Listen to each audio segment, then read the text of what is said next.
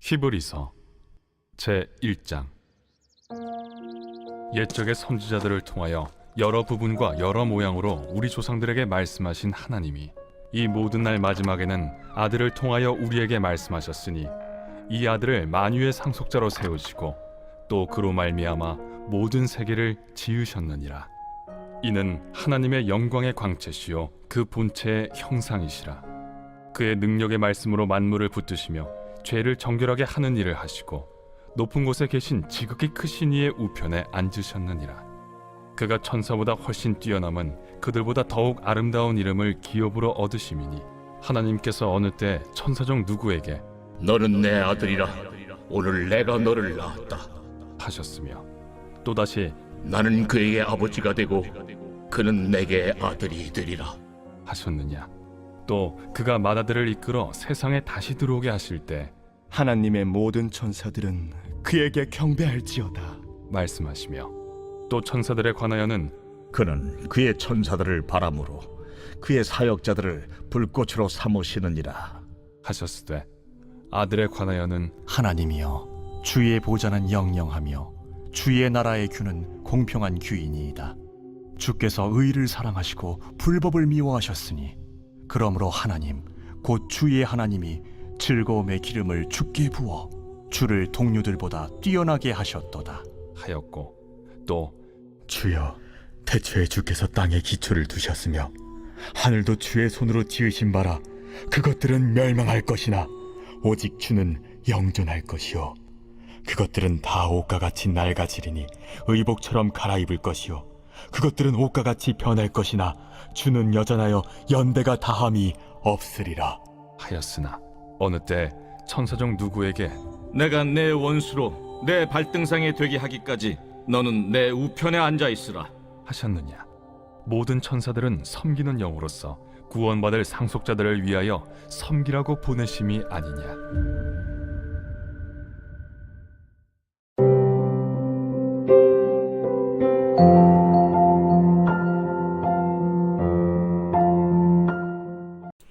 여러분 반갑습니다. 오늘도 큐트로여는 기막힌 하루입니다. 본 말씀 히브리서 1장 1절부터 14절의 말씀입니다.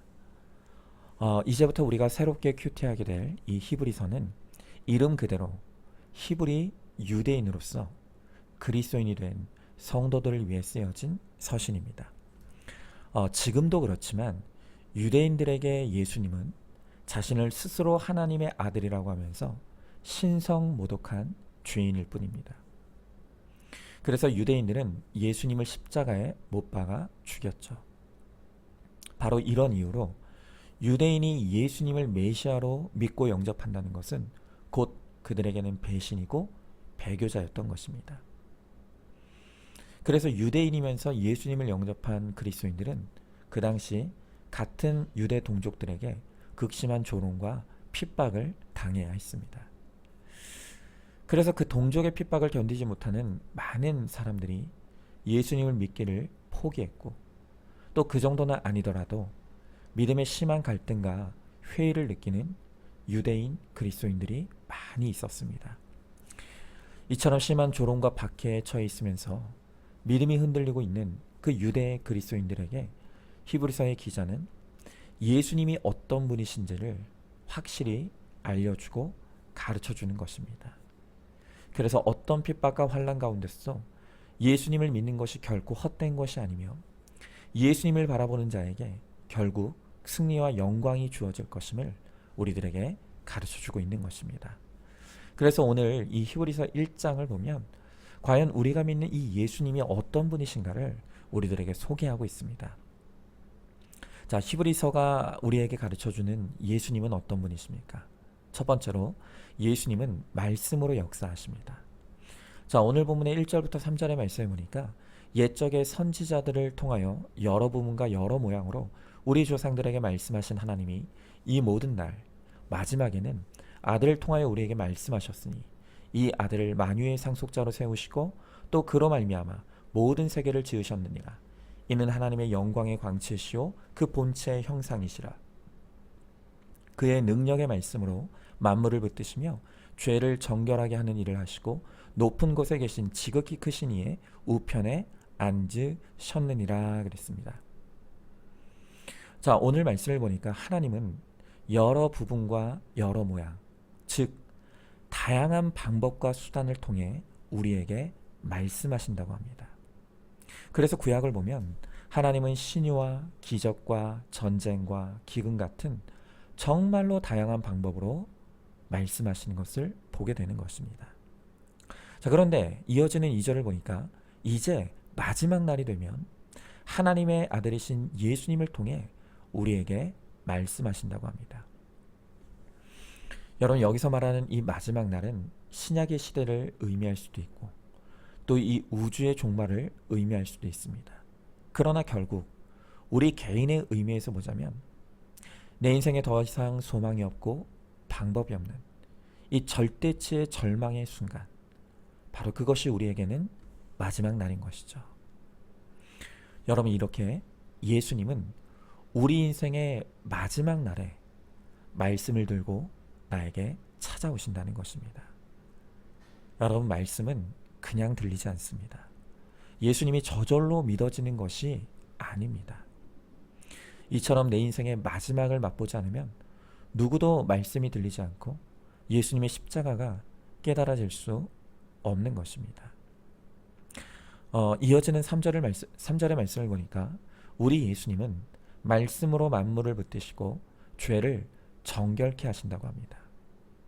그래서 우리 인생의 마지막과 같은 이 절대치의 고난에 주님이 능력의 말씀으로 우리에게 임하시면 우리도 말씀으로 우리의 죄에서 정결케 되고 만물을 붙들게 됩니다. 여러분, 정말 우리의 인생이 마음대로 되는 게 없습니다. 하나도 없습니다.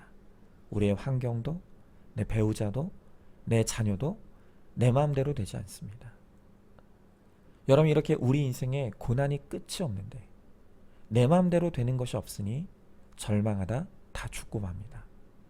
그러나 우리의 절망의 때에 주님이 말씀으로 찾아오셔서 문제가 해석이 되어 내 죄가 깨달아지면 그때 비로소 이 모든 고난이 내 죄의 결론이라는 것이 인정이 됩니다.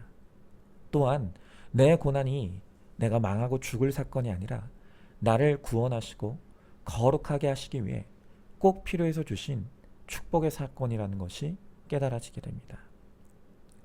여러분, 이처럼 내게 말씀이 임하여 문제를 해석하게 되고 그래서 문제를 바라보는 관점이 달라지면 우리가 어떤 환경에서도 감사하게 되고 평안하게 되고 인내할 수 있습니다. 또한 내가 미워하고 원수처럼 여기던 그 사람을 위해 기도하고 그의 구원을 돕고 섬길 수 있게 됩니다. 여러분, 바로 이것이 말씀으로 만물을 붙드는 것입니다.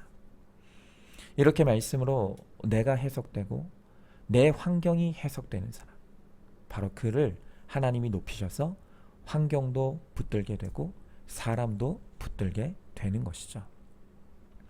자, 한번 질문해 봅니다. 예수님이 말씀으로 찾아오셨던 내 인생의 마지막 날이 언제였습니까? 아직도 마지막 날이 임하지 않아서 말씀이 깨달아지지 않고 있지는 않습니까? 문제 해결이 아니라 문제 해석을 받아야 사람도 환경도 붙들 수 있다는 것을 깨닫고 있습니까? 자, 두 번째로 예수님은 천사보다 뛰어나신 분이십니다. 자, 오늘 본문 4절 5절의 말씀에 보니까 그가 천사보다 훨씬 뛰어남은 그들보다 더욱 아름다운 이름을 기업으로 얻으심이니 하나님께서 어느 때 천사 중 누구에게 너는 내 아들이라 오늘 내가 너를 낳았도다 하셨으며 또다시 나는 그에게 아버지가 되고 그는 내게 아들이 되리라 하셨느냐 했습니다. 여러분, 이 세상에 예수 그리스도의 이름보다 아름다운 것은 없습니다. 그런데도 우리는 천사에게 너무 쉽게 미혹이 됩니다. 그래서 하나님은 오늘 우리들에게 내가 언제 천사 보고 아들이라고 했느냐, 내가 언제 너를 낳았다고 했느냐 라고 하면서 예수님보다 천사를 쳐다보고 있는 우리를 책망하시고 호통을 치십니다. 여러분, 그런데도 사람들이 이렇게 예수님보다 천사를 더 따르는 이유는 이 천사들이 인생의 문제를 해결해 준다고 믿고 있기 때문입니다. 여러분, 우리는 모두가 예수님을 기다리는 것이 아니라 나만 사랑해주고 나만 바라봐주고 나를 도와줄 것 같은 그 천사를 기다리고 있습니다. 그래서 돈도 있고 권세도 있고 교양과 지식을 갖추고 도덕적으로도 선한 그야말로 천사 같은 사람들을 이제 예수님보다 더 의지하게 되는 것이죠. 우리의 결혼과 가정과 교회의 문제도 그 사람을 찾아가서 맡기고 싶습니다. 배우자를 골라도 그런 나를 도와주고 사랑할 천사 같은 사람을 고르고 싶어 하는 것입니다. 여러분, 그러나 이렇게 예수님과 천사를 혼동하다가 광명한 천사를 가장한 사탄의 미혹에 넘어가서 내가 천사처럼 여겼던 그 사람 때문에 배신당하고 사기당하고 상처를 받아 고통을 겪게 되는 것입니다. 여러분, 우리나라 5대 범죄 가운데 1위가 바로 사기라고 하죠. 나중에 그 사람이 사기꾼이었다는 것을 알고 보면 도대체 왜 이런 사람에게 속아 넘어가는가 이상할 정도입니다. 그런데도 우리가 사기꾼들에게 그렇게 쉽게 넘어가는 이유는 그들의 얼굴과 말과 행동이 너무 천사 같기 때문입니다. 여러분, 저도 목회 초창기에 천사를 가장했던 한 사람을 만난 적이 있었습니다. 외형은 정말 아무런 볼품이 없는 노년의 한 남성이었습니다. 그는 어느 날 교회로 저를 찾아와서 자신을 자수성가한 사업가로 소개하고 이제 자신이 노년에 다닐 교회를 찾고 있노라고 했습니다. 그러면서 저에게 하는 말이 자신은 이제 살 만큼 살아서 모아둔 재산을 쓸 곳이 없다고, 그래서 이제 하나님의 사업에 돈을 좀 잘 쓰고 싶다고 이야기했습니다. 그러면서 우리 교회가 자신이 조금만 도움을 주면 금방 성장할 것 같다고 하면서 아주 갖은 약속들을 하기 시작했습니다. 생전 처음 본 분이 그렇게 말하는 것이 처음에 이상하게 여겨지기도 했지만 이야기를 들으면 들을수록 미혹이 되었습니다. 심지어 나중에는 제 마음에서 혹시 이분이 하나님이 나를 위해 보내신 천사가 아닐까라는 생각까지 들게 되었습니다. 그렇게 한참 이야기를 하던 중 이분이 자신이 타고 다니던 고급차도 안 가져왔고 또 실수로 지갑을 안 가지고 왔다고, 그래서 교통비가 없으니 저에게 5만 원만 자신의 계좌로 보내달라고 요청을 했습니다. 그래서 저는 정말 잘 보이고 싶은 마음에 아무 의심도 없이 사비를 털어서 5만 원을 냉큼 넣어드렸습니다. 그리고 그 다음날 그분이 또 찾아왔습니다. 어제처럼 한참을 떠들며 제 혼을 빼놓더니 똑같은 방법으로 깜빡하고 지갑을 또 두고 왔다고 돈을 요구하기 시작했습니다. 그런데 너무 감사하게도 그때서야 뭔가 이상하다는 생각이 들기 시작했습니다. 그래서 제가 이제는 드릴 돈이 없다고 그렇게 말했더니 알겠다고 교회를 떠났고 그 후로 다시는 그분을 볼 수가 없었습니다. 여러분, 지금 생각해보면 참 실소를 금할 수 없을 만큼 너무나 황당한 일이지만 그때는 정말 그분이 나를 돕기 위한 천사처럼 보였습니다. 아니, 어쩌면 그렇게 믿고 싶었던 것일 수도 있습니다. 여러분, 정말 우리가 너무 어리석어서 100% 죄인인 인간의 실체를 볼 수가 없습니다. 그래서 무엇이 옳다 그르다를 따지면서 스스로 분별하고 또 분별하라고 노력하기보다는 우리가 성령님의 도우심을 구해야 하는 것입니다.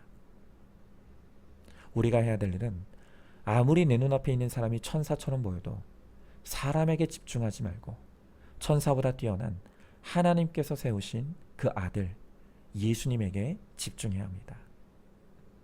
하지만 이렇게 말해도 막상 우리는 내 눈앞에 천사가 나타나면 정신이 혼미해지고 분별이 안 되죠. 혼자서는 예수님께 집중할 수 없는 것입니다. 그렇기 때문에 혼미한 나를 위해 나를 정신 차리게 해줄 말씀이 있어야 하고 공동체가 반드시 필요합니다. 어리석고 혼미한 나를 일깨워줄 말씀과 공동체가 있을 때에만, 아무리 내 눈앞에 찬란한 천사가 나타난다 하더라도 우리는 우리의 시선을 뺏기지 않고 구원의 주님께 고정하여 악한 날에 거룩한 주의 백성으로 우뚝 서게 될 것입니다. 자, 한번 질문해 봅니다. 무슨 일이 있어도 나를 지켜줄 것 같은 천사 같은 사람이 누구라고 생각하십니까? 여러분이 숭배하는 예수 없는 지식과 선함과 능력과 재물과 외모의 천사가 누구입니까? 예전엔 천사인 줄 알았는데 이제 와서 천사가 아니라는 것을 깨닫는 사람은 또 누구입니까? 자, 세 번째로 예수님만이 나의 진정한 도움이십니다. 자, 오늘 14절의 말씀을 보니까 모든 천사들은 섬기는 영이로서 구원받을 상속자들을 위하여 섬기라고 보내심이 아니냐 그랬습니다. 여러분, 우리 예수님이 만물의 주인이십니다. 만물의 창조자이십니다. 천사도 예수님이 창조하신 피조물이고 예수님의 명을 받들어 오늘 하나님의 백성들을 섬기라고 보내신 존재가 바로 천사라는 것입니다. 여러분, 그래서 주님이 명하시면 나를 위해 천사를 돕는 용으로 또 부리는 용으로 사용하십니다. 눈에 보이는 사람이 천사 역할을 할 수도 있습니다. 결국은 모든 도움의 원천은 바로 우리 주님이시라는 것입니다. 주님께로부터 우리의 도움이 있고 주님께로부터 우리의 생사가 있고 주님께로부터 죽고 사는 것이 있습니다. 그런데 그것을 모르고 우리는 사람을 우상화해서는 안 되는 것이죠. 내 눈앞에 보이는 사람과 예수님을 혼동하다가 결국 예수님을 잃어버리게 되는 것입니다. 여러분, 우리가 결혼하기 전에는 서로를 다 천사처럼 여깁니다. 서로를 악마처럼 여기면 어떻게 결혼할 수가 있겠습니까? 그런데 그렇게 결혼하고 나면 서로를 그렇게 천사처럼 여기던 사람들이 나중에는 나를 가장한 악마였다고, 나를 속였다고 비난하면서 서로 원수가 되어서 이혼을 합니다. 여러분, 그러나 아시죠?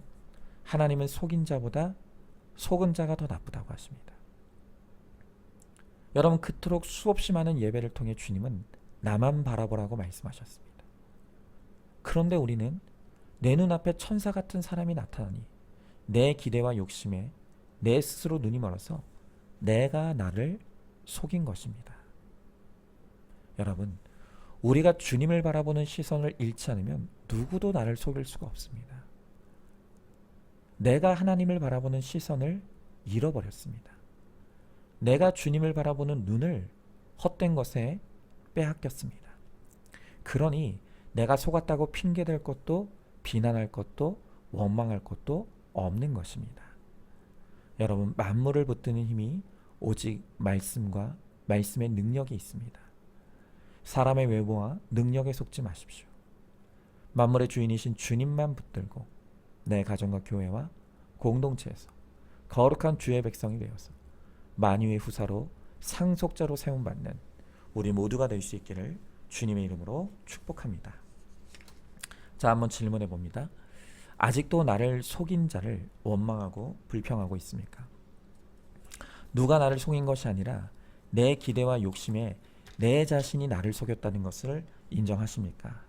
말씀과 공동체 안에서 오직 주님만 바라보는 믿음으로 살아가는 우리 모두가 될 수 있기를 소망하시기 바랍니다. 자, 오늘도 11월 17일 보석 상자입니다. 우리는 100% 주인이기에 내 자신을 철저히 주님께 복종시키는 훈련을 결혼을 통해 또 힘든 배우자를 통해 하게 됩니다. 그래서 결혼의 목적이 행복이 아니고 거룩입니다. 아멘. 우리 함께 기도하겠습니다. 주님, 감사합니다. 우리를 위해 하나뿐인 아들이신 예수 그리스도를 이 땅에 보내시고 그의 죽으심을 통해 우리를 살리시고 그 안에서 우리를 거룩한 주의 백성 삼으시고 하나님 나라의 천국의 상속자로 삼아주심을 감사드립니다. 하나님, 이 예수님 안에 그리고 주님의 말씀 안에 우리의 구원이 있습니다. 우리의 능력이 있습니다. 또한 우리의 복이 있습니다. 그러하게 이 땅을 살아가는 동안 우리가 하나님만 바라보게 하시고 우리 예수님만 따르게 하시고 다른 헛된 것에 우리의 시선을 빼앗기지 아니하므로 이 땅에서 주님과 함께 동행하다가 죽어 천국에 이르는 우리 모두가 될 수 있도록 우리 주님께서 함께하여 주시옵소서. 믿사오며 사랑이 많으신 우리 예수님 이름 받들어 기도드리옵나이다. 아멘.